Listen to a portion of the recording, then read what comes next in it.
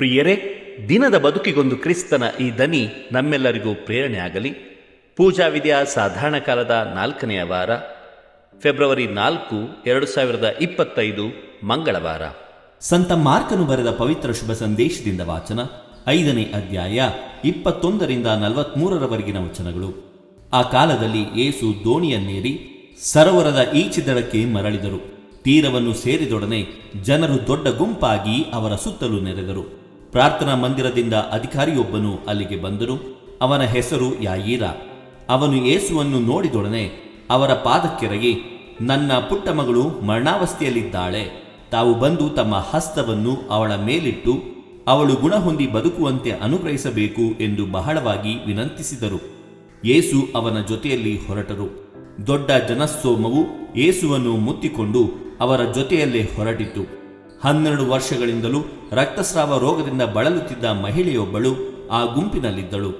ಅನೇಕ ವೈದ್ಯರಿಂದ ಚಿಕಿತ್ಸೆ ಪಡೆದಿದ್ದರೂ, ಕೈಯಲ್ಲಿದ್ದ ಹಣವನ್ನೆಲ್ಲ ವ್ಯಯ ಮಾಡಿದ್ದರೂ ಅವಳ ರೋಗ ಮಾತ್ರ ಉಲ್ಬಣ ಆಗುತ್ತಿತ್ತೇ ಹೊರತು ಸ್ವಲ್ಪವೂ ಗುಣಮುಖವಾಗುತ್ತಿರಲಿಲ್ಲ. ಯೇಸುವಿನ ವಿಷಯವಾಗಿ ಜನರು ಹೇಳುತ್ತಿದ್ದುದನ್ನು ಆಕೆ ಕೇಳಿ ಜನರ ಗುಂಪಿನಲ್ಲಿ ಸೇರಿ ಯೇಸುವನ್ನು ಹಿಂಬಾಲಿಸಿದಳು. ನಾನು ಅವರ ಉಡುಪನ್ನು ಮುಟ್ಟಿದರೂ ಸಾಕು, ಗುಣ ಹೊಂದುವೆನು ಎಂದುಕೊಂಡು ಯೇಸುವಿನ ಉಡುಪನ್ನು ಮುಟ್ಟಿದಳು. ಅದನ್ನು ಮುಟ್ಟಿದಾಕ್ಷಣ ಅವಳ ರಕ್ತಸ್ರಾವ ನಿಂತು ಹೋಯಿತು. ಕಾಡುತ್ತಿದ್ದ ವ್ಯಾಧಿಯಿಂದ ತಾನು ಗುಣ ಹೊಂದಿದ್ದೇನೆಂದು ಆಕೆಗೆ ಅರಿವಾಯಿತು. ಇತ್ತ ಯೇಸು ರೋಗವನ್ನು ಗುಣಪಡಿಸುವ ಶಕ್ತಿ ತಮ್ಮಿಂದ ಹೊರಹೊಮ್ಮಿದ್ದನ್ನು ತಕ್ಷಣ ತಿಳಿದು ಸುತ್ತಲಿದ್ದ ಜನರತ್ತ ತಮ್ಮ ದೃಷ್ಟಿಯನ್ನು ಹರಿಸಿ, ನನ್ನ ಉಡುಪನ್ನು ಮುಟ್ಟಿದವರಾರು ಎಂದು ಪ್ರಶ್ನಿಸಿದರು. ಅದಕ್ಕೆ ಶಿಷ್ಯರು, ತಮ್ಮ ಸುತ್ತಲೂ ಜನರು ಮುತ್ತಿಕೊಂಡಿರುವುದು ತಮಗೆ ತಿಳಿದೇ ಇದೆ, ಆದರೂ ನನ್ನನ್ನು ಮುಟ್ಟಿದವರು ಯಾರು ಎಂದು ಕೇಳುತ್ತಿರಲ್ಲ ಎಂದರು. ಆದರೆ ಯೇಸು ತಮ್ಮನ್ನು ಮುಟ್ಟಿದವರು ಯಾರೆಂದು ಗುರುತಿಸಲು ಸುತ್ತಲೂ ನೋಡುತ್ತಿದ್ದರು. ತನ್ನಲ್ಲಿ ಸಂಭವಿಸಿದ್ದನ್ನು ಅರಿತಿದ್ದ ಆ ಮಹಿಳೆ ಭಯದಿಂದ ನಡುಗುತ್ತಾ ಮುಂದೆ ಬಂದು ಯೇಸುವಿನ ಪಾದಕ್ಕೆ ಎರಗಿ ಅವರಿಗೆ ನಡೆದ ಸಂಗತಿಯನ್ನು ತಿಳಿಸಿದಳು. ಯೇಸು ಆಕೆಗೆ, ಮಗಳೇ, ನಿನ್ನ ವಿಶ್ವಾಸ ನಿನ್ನನ್ನು ಗುಣಪಡಿಸಿದೆ, ಸಮಾಧಾನದಿಂದ ಹೋಗು, ವ್ಯಾಧಿ ಮುಕ್ತಳಾಗಿ ಆರೋಗ್ಯದಿಂದಿರು ಎಂದು ಅನುಗ್ರಹಿಸಿದರು. ಯೇಸು ಸ್ವಾಮಿ ಇನ್ನೂ ಮಾತನಾಡುತ್ತಾ ಇರುವಾಗಲೇ ಯಾಯೀರನ ಮನೆಯಿಂದ ಕೆಲವರು ಬಂದು ಅವನಿಗೆ, ನಿಮ್ಮ ಮಗಳು ತೀರಿ ಹೋದಳು, ಇನ್ನೇಕೆ ಗುರುವಿಗೆ ತೊಂದರೆ ಕೊಡುತ್ತೀರಿ ಎಂದರು. ಅವರು ಹೇಳಿದ ಮಾತುಗಳನ್ನು ಯೇಸು ಕೇಳಿಯೂ ಅವನ್ನು ಲಕ್ಷ್ಯಕ್ಕೆ ತೆಗೆದುಕೊಳ್ಳದೆ ಯಾಯೀರನಿಗೆ, ಭಯಪಡಬೇಡ, ನಿನ್ನಲ್ಲಿ ವಿಶ್ವಾಸ ಹೊಂದಿದ್ದರೆ ಸಾಕು ಎಂದರು. ಅನಂತರ ಪೇತ್ರ, ಯಾಕೋಬ ಹಾಗೂ ಅವನ ಸಹೋದರ ಯೋವಾನ ಇವರನ್ನು ಮಾತ್ರ ತಮ್ಮ ಜೊತೆಯಲ್ಲಿ ಕರೆದುಕೊಂಡು ಯಾಯೀರನ ಮನೆಯನ್ನು ತಲುಪಿದರು. ಅಲ್ಲಿ ಜನರ ಗೋಳಾಟ, ಗೊಂದಲದ ದೃಶ್ಯ ಅವರ ಕಣ್ಣಿಗೆ ಬಿತ್ತು. ಯೇಸು ಮನೆಯೊಳಕ್ಕೆ ಹೋಗಿ, ಏತಕ್ಕೆಲ್ಲ ಇಷ್ಟೆಲ್ಲ ಗಲಭೆ, ಗೋಳಾಟ? ಬಾಲಕಿ ಸತ್ತಿಲ್ಲ, ನಿದ್ರಿಸುತ್ತಿದ್ದಾಳೆ ಎಂದರು. ಇದನ್ನು ಕೇಳಿದ ಜನರು ಯೇಸುವನ್ನು ಪರಿಹಾಸ್ಯ ಮಾಡಿದರು. ಆದರೆ ಯೇಸು ಎಲ್ಲರನ್ನು ಹೊರಗೆ ಕಳುಹಿಸಿ ಬಾಲಕಿಯ ತಂದೆ ತಾಯಿಯನ್ನು ಮತ್ತು ತಮ್ಮೊಂದಿಗಿದ್ದ 3 ಶಿಷ್ಯರನ್ನು ಮಾತ್ರ ಕರೆದುಕೊಂಡು ಆ ಬಾಲಕಿಯನ್ನು ಮಲಗಿಸಿದ್ದ ಕೊಠಡಿಯನ್ನು ಪ್ರವೇಶಿಸಿದರು. ಆಕೆಯ ಕೈಯನ್ನು ಹಿಡಿದು ತಲಿಥಾಕುಂ ಎಂದರು. ಮಗಳೇ, ನಿನಗೆ ಹೇಳುತ್ತೇನೆ, ಎದ್ದೇಳು ಎಂಬುದು ಆ ಮಾತಿನ ಅರ್ಥ. ಅವಳು ತಟ್ಟನೆ ಎದ್ದು ನಡೆದಾಡತೊಡಗಿದಳು. ಅಲ್ಲಿದ್ದವರೆಲ್ಲರೂ ಆಶ್ಚರ್ಯಭರಿತರಾದರು. ಅವಳಿಗೆ 12 ವರ್ಷ ವಯಸ್ಸು ಆಗಿತ್ತು. ಈ ವಿಷಯವನ್ನು ಯಾರಿಗೂ ತಿಳಿಸಬಾರದೆಂದು ಯೇಸು ಅವರಿಗೆ ಕಟ್ಟಪ್ಪಣೆ ಮಾಡಿದರು. ಬಾಲಕಿಗೆ ತಿನ್ನಲು ಏನಾದರೂ ಕೊಡುವಂತೆ ತಿಳಿಸಿದರು. ಪ್ರಭುವಿನ ಶುಭ ಸಂದೇಶ. ಕ್ರಿಸ್ತರೇ, ನಿಮಗೆ ಸ್ತುತಿ ಸಲ್ಲಲಿ. ಚಿಂತನೆ.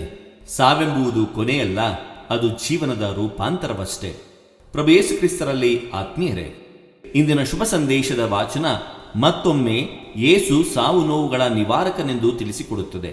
ಸಾವು ನೋವುಗಳಿಂದ ಮುಕ್ತಿ ಬೇಕಾದರೆ ನಮ್ಮಲ್ಲಿ ಇರಬೇಕಾದುದು ಒಂದೇ ಒಂದು, ಅದು ಯೇಸುವಿನಲ್ಲಿ ನಮ್ಮ ದೃಢ ವಿಶ್ವಾಸ. ಇನ್ನೊಂದು ಕಡೆ ಸಾವಿನ ಬಗೆಗಿನ ನಮ್ಮ ದೃಷ್ಟಿಯನ್ನು ಪರೀಕ್ಷಿಸಿಕೊಳ್ಳಬೇಕು. ನಮಗೆ ಸಾವೆಂಬುದು ಬದುಕಿನ ಕೊನೆಯಾದರೆ ಯೇಸುವಿಗೆ ನಿದ್ದೆ ಮಾತ್ರ. ಪುನರುತ್ಥಾನ ಜೀವವೂ ಆಗಿರುವ ಯೇಸುವಿಗೆ ಸಾವೆಂಬುದು ಕೊನೆಯಲ್ಲ, ಅದು ಜೀವನ ರೂಪಾಂತರವಷ್ಟೇ.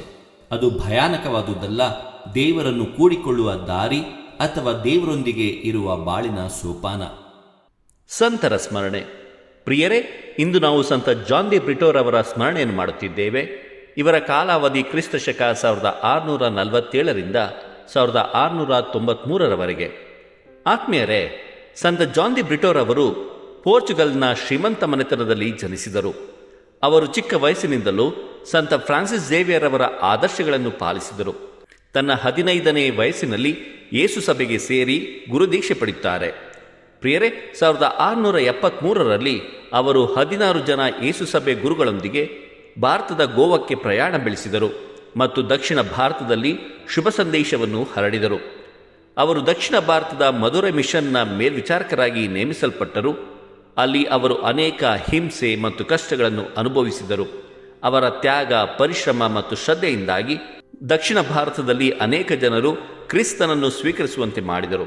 ಆತ್ಮೀಯರೇ, ಇವರ ನೇರವಾದ ಸತ್ಯ ಬೋಧನೆಯಿಂದ ಕುಪಿತಗೊಂಡ ಅರಸನೊಬ್ಬನಿಂದ 1693 ಫೆಬ್ರವರಿ 4ರಂದು ಅವರ ಶಿರಚ್ಛೇದನವಾಗುತ್ತದೆ. ಅವರ ಸಾವಿನ ಬಲಿಪೂಜೆಯಲ್ಲಿ ಅವರ ತಾಯಿ ಶೋಕತಪ್ತರಾಗಿದ್ದರೂ ಹಬ್ಬದ ಸಂಭ್ರಮವನ್ನು ಸೂಚಿಸುವ ಅಲಂಕಾರದಲ್ಲಿ ಭಾಗವಹಿಸುತ್ತಾರೆ.